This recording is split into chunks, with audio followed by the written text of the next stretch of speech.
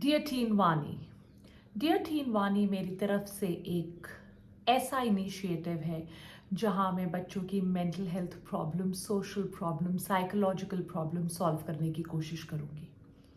एक ऐसा इनिशिएटिव जहां मैं कोशिश करूंगी कि हर वो स्टूडेंट जो पढ़ाई नहीं कर पा रहा है फॉर वेरियस रीजंस, वो पढ़ाई कर पाए। वो अपनी सोसाइटी की जो शेमिंग होती है, सोसाइटी जो उसे तंग करती है, उससे ऊपर उठ सके। अगर पेरेंट्स के साथ कोई प्रॉब्लम है, किसी रिलेशनशिप में कोई प्रॉब्लम है, तो उसको ओवरकम कर सके और पढ़ाई कर सके। और वो हर एक चीज़ जो ज़रूरी है उसको ये करने के लिए, उस पर मैं वीडियोस बनाऊंगी और बात करूंगी। आज मैं एक बहुत संजीदा, बहुत इंपॉर्टेंट, बहुत रेलेवेंट टॉपिक पे बात करने वाली हूँ, विच इज़ जब टीनेजर्स की, स्पेशली एडोलसेंट की प्रॉब्लम्स हो जाती हैं अपने पेरेंट्स के साथ। घर में प्रॉब्लम होती है, पेरेंट्स बच्चों को नहीं समझते और बच्चे पेरेंट्स को नहीं समझते, जिसकी वजह से बहुत ज़्यादा घर के हालात ख़राब हो जाते हैं और पढ़ाई नहीं हो पाती है। ऐसा क्यों होता है? बच्चे ऐसे में क्या कर सकते हैं? पेरेंट्स को समझने के लिए बच्चे क्या कर सकते हैं? इस वीडियो को अपने पेरेंट्स को दिखाकर पेरेंट्स को कैसे चेंज होने में हेल्प कर सकते हैं, इन सारी चीज़ों के ऊपर आज मैं बात करूंगी। सबसे पहले मैं चाहती हूँ कि जितने भी मेरे स्टूडेंट्स हैं, अगर उनको अपने पेरेंट्स के साथ कम्युनिकेट करने में प्रॉब्लम हो रही है या उनको ऐसा लग रहा है कि उनके पेरेंट्स उनको समझ नहीं रहे, तो first and the most important thing which I want everybody to start doing immediately is to empathize with your parents. अपने पेरेंट्स के साथ एम्पैथाइज कीजिए, उनकी प्रॉब्लम्स को समझिए, उनको समझने की कोशिश कीजिए।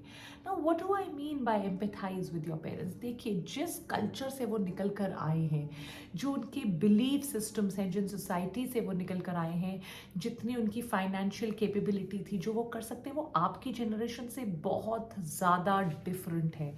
वो एक बहुत डिफरेंट तरह की लाइफ में पले बड़े हैं, उनकी लाइफ से एक्सपेक्टेशंस बहुत दूसरी हैं। उनके पेरेंट्स, जो आपके ग्रैंड पेरेंट्स थे, वो बहुत डिफरेंट हैं। उनके टाइम पे सोसाइटी बहुत डिफरेंट थी, उनके टाइम पे एक्सपेक्टेशंस बहुत डिफरेंट थी।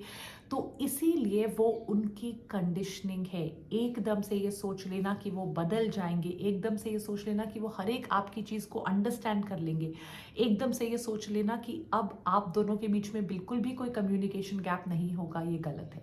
तो I would really want you to understand that you need to empathize with your parents, you need to understand where they come from, what was society in their times, उनके belief, उनके culture, उनके ethos कैसे थे। And अगर कोई parents जिनके बच्चों ने उनको ये वीडियो देखा है, वो ये सुन रहे हैं, I want you to believe कि हर एक जनरेशन जो हमारे बाद आती है वो हमसे स्मार्ट होती है, और सबसे इंपॉर्टेंट उनके चैलेंजेस अलग होते हैं। तो उनके चैलेंजेस को हमेशा कम करते रहना, ये बोलते रहना कि तुम्हारे चैलेंजेस तो कुछ नहीं है, हमारे टाइम पे ऐसे होता था, भी गलत है। ज़माना बदल रहा है, चीज़ें बदल रही हैं, लोग बदल रहे हैं, चैलेंजेस बदल रहे हैं, तो हमें भी अपने थॉट प्रोसेस को बदलना चाहिए। नंबर 2, एक बहुत इंपॉर्टेंट चीज़ जो मैं बताने वाली हूँ, देखो, आप एक दूसरे को समझने की कोशिश तो करो, इन डेप्थ रोज कॉन्वर्सेशंस करो। ये नहीं कभी एक बार लड़ाई हो गई, कुछ दिन बात नहीं की, फिर उसी बात पे दोबारा। हर एक पर्सन को, दूसरे पर्सन को समझने की कोशिश तो करो, एक बार इन डेप्थ कॉन्वर्सेशंस तो करिए।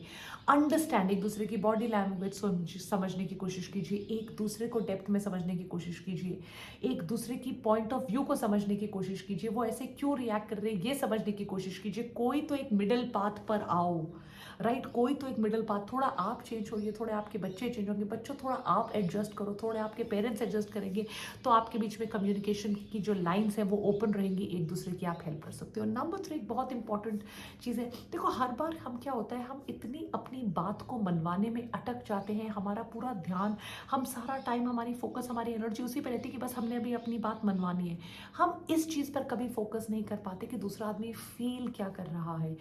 कई बार नहीं, बहुत ज़्यादा बार हम जो भी चीज़ कर रहे हैं, हम जैसे रिस्पॉन्ड, रिएक्ट कर रहे हैं, हम जो बोल रहे हैं, हम जो चाह रहे हैं, वो हम इसीलिए है बिकॉज हम वो चीज़ फील कर रहे हैं, हमारे इमोशंस ऐसे। कई बार जब आपके पेरेंट्स बहुत गुस्सा हो जाते हैं, तो शायद उनका वो गुस्सा आपके लिए एक्सट्रीम केयर है।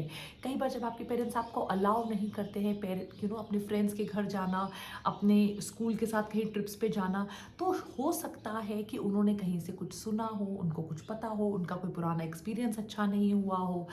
उनकी फीलिंग्स को अंडरस्टैंड करना बहुत ज़रूरी है। और इन सेम चीज़ में पेरेंट्स को भी कहना चाहूँगी कि अगर आपके बच्चे कह रहे नहीं मुझे इस चीज़ की पढ़ाई नहीं करनी, मुझे कॉलेज में ये करना है, मुझे ऐसे करना है, हो सकता है आपका एक्सपीरियंस कहता हो कि डॉक्टर ही बहुत पैसे कमाते हैं, वेल सेटल्ड होते हैं, इंजीनियर ही होते हैं, पर क्या पता उनका सिंगिंग डांसिंग में शौक हो, क्या पता वो क्रिकेट में बहुत अच्छे हो, किसी और चीज़ में बहुत अच्छे हो। उनकी फीलिंग्स, उनके जज्बे को रिस्पेक्ट कीजिए और अंडरस्टैंड कीजिए। अगर आप लोग उन एक दूसरे को अंडरस्टैंड नहीं करोगे, स्पेशली किस जगह से वो आप बात कर रहे हो, कैसी फीलिंग से बात कर रहे हो, तो आप कभी भी एक दूसरे को समझ नहीं पाओगे। और इसके लिए मेरे पास एक बहुत अच्छी टिप है। देखो, बहुत बार किसी इमोशन को, मैं आपको ये नहीं कह सकती, जैसे आजकल मेरा तो फेवरेट सब्जेक्ट है साइकोलॉजी, में बहुत किताबें पढ़ती हूँ चाइल्ड साइकोलॉजी पे, एडोलेसेंट साइकोलॉजी पे, कि ह्यूमंस में बहुत ऑब्जर्व करती हूँ, देखती हूँ कि ह्यूमंस जो कर रहे हैं वो क्यों कर रहे हैं, what is the incentive behind it. अगर कोई किसी तरह से रिएक्ट कर रहा है, रिस्पॉन्ड कर रहा है, वो क्यों वैसा कर रहा है। तो मैं आपको भी अर्ज करूँगी कि अगर आपको कोई बुक्स मिले, अगर आपको कोई, जैसे मैं आपको एक बहुत अमेजिंग बुक दिखाती हूँ, एक second, very nice book, yes, ये मैंने पढ़ी और मुझे इससे बहुत कुछ सीखने को मिला। The children of tomorrow, it's a beautiful book. कैसे बच्चों को रेयर करते हैं, बहुत बहुत अमेजिंग बुक है, बहुत कुछ मुझे इससे सीखने को मिला। तो सिमिलरली बहुत सारी ऐसी मूवीज़ हैं, जैसे उड़ान एक बहुत ब्यूटीफुल मूवी है, बहुत मूवीज़ है पेरेंट चाइल्ड रिलेशनशिप पे, टीचर पे, बुक्स बहुत लिखी गई हैं। आप पढ़िए, आप आर्टिकल्स पढ़िए, बुक्स पढ़िए, एटलीस्ट एक दूसरे को अंडरस्टैंड कीजिए, एक दूसरे के पॉइंट ऑफ व्यू को समझने में ये चीज़ें आपको मदद करेंगी, एक दूसरे को डेप्थ में समझने, उनकी फीलिंग्स को, अपने आप को अडेप्ट करने में, दूसरे का पॉइंट ऑफ व्यू समझने में, ये बहुत ज़्यादा आपको अंडरस्टैंड करेंगे। पेरेंट्स के जितने भी रिएक्शंस होते हैं बच्चों में, आपको स्पेसिफिकली बताना चाहती हूँ, वो इसीलिए होते हैं बिकॉज पेरेंट्स आपको प्रोटेक्ट करना चाहते हैं। They care for you, they want to protect you. उनका एक्सपीरियंस ज़्यादा है, उनकी वो पता है कि ज़िंदगी में कौन सी चीज़ें हमें धोखा दे सकती हैं, ज़िंदगी में ऐसी कौन सी चीज़ें हैं जो हमें इन अ वे लेटर ऑन लाइफ में डैमेज कर सकती हैं, या हम सही रास्ते में नहीं चल रहे। एज बच्चे हो सकते हैं हम मायोपिक हो, हम तब उन चीज़ों को समझ ना पाए, हम उन चीज़ों को लॉन्ग टर्म के लिए उसके इफ़ेक्ट्स को समझ ना पाए। इसीलिए पेरेंट्स का जो पॉइंट ऑफ व्यू होता है वो majority of the time correct होता है, क्योंकि वो चाहते ही हैं कि आपको एक तरह से प्रोटेक्ट करें। सो बहुत बहुत ज़रूरी है कि आप उनका पॉइंट ऑफ व्यू भी समझिए, because at the end of the day they really want to protect you. एक और चीज़ बता रही हूँ, पेरेंट्स के लिए एंड चिल्ड्रन के लिए, कई बार जब रिलेशनशिप बहुत ख़राब हो जाता है, कई बार जब रिलेशनशिप उस लेवल तक पहुँच गया कि इम्प्रूव नहीं हो सकता, कई बार रिलेशनशिप जब उस लेवल तक चला गया है कि बहुत ब्रोकन हो जाता है, तो warning science of emotional abuse, emotional vulnerability के साइंस आ जाते हैं। बात बात पे लड़ाई झगड़ी, बात बात पर रोना, खिटपिट करना सारा दिन, एक दूसरे को कई बार गाली गलौज करना, जोर से बोलना, एक्सट्रीम हेट्रेट एक दूसरे के लिए आ जाना, एक दूसरे को बिल्कुल भी टॉलरेट मत करना, ये बोलना पेरेंट्स का बच्चों के लिए कि तुम्हें पैदा करना तो मेरे लिए एक बहुत बड़ी मिस्टेक थी, बच्चों को बोलना कि मेरा तो बहुत गलत हो गया कि तुम मेरे पेरेंट्स आ गए। उस टाइम पे बहुत कॉन्फ्लिक्ट्स अराइज हो सकते हैं, उस टाइम पे फिजिकल एब्यूज़ भी हो सकता है, उस टाइम पे मेंटल एब्यूज़ हो सकता है कि पेरेंट्स कई बार बच्चों को एब्यूज़ करें, गाली निकालें। उस टाइम पे ये हो सकता है कि एज अ पेरेंट आपको अपने बच्चे के लिए इमोशंस नहीं आ रहे हैं, बच्चे को अपने पेरेंट्स पे इमोशन नहीं आ रहे हैं, and that is a time you really need to sit back and with a lot of tender love and care look at the relationship. At that time maybe you might need some psychological help, some psychiatric help, some counseling, some therapy. Please इस चीज़ को lightly मत लीजिए, और ये मत सोचिए कि therapy तो पागल लोग लेते हैं, जैसे majority of the Indian house holds या जनरली पब्लिक कहती हैं। जब कभी उस लेवल की मिसअंडरस्टैंडिंग्स हो जाती है, मिसट्रस्ट डेवलप हो जाता है, एब्सोल्युटली होप नहीं रहती है एक ब्राइटर फ्यूचर की, तो एक काउंसलर के पास जाकर थेरेपी लेना बहुत ज़्यादा हेल्पफुल हो सकता है। At that particular time you can always reach out to me on Instagram, Telegram, wherever. I will do the best I can as a teacher, as a mentor, as a guide for you. But please remember that there is always light at the end of the tunnel. This is not the end. ऐसा नहीं है बस अब सब खत्म हो गया. There is light at the end of the tunnel. तो ये रिलेशनशिप ऐसा है जो आप कभी भी दोबारा रिकिंडल कर सकते हो, आप इसको दोबारा रीस्टार्ट कर सकते हो। और ये तो एक बहुत प्रेशियस, बहुत पायस, बहुत प्यारा रिलेशनशिप है।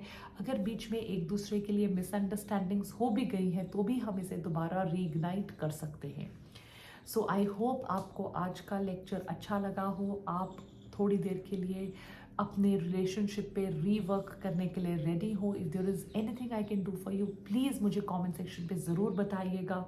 अगले हफ्ते के ऑनेस्ट टॉक के लिए आपको क्या चाहिए, ये एक तरह से मैं खुद को भी बता रही हूँ, जो मेरी टीनेज में मैंने इश्यूज़ फेस किए हैं उनके बारे में, अपने आप को ही जैसे बताने के लिए वैसे बता रही हूँ। तो अगर मैं कुछ भी आप लोगों के लिए कर सकती हूँ, अगले हफ्ते के डियर टीन वानी एपिसोड के लिए आपको क्या चाहिए मुझे ज़रूर बताइएगा। Take care, all the best everyone. May you rise and shine, may all your dreams come true. Waiting to hear from you real soon. Bye.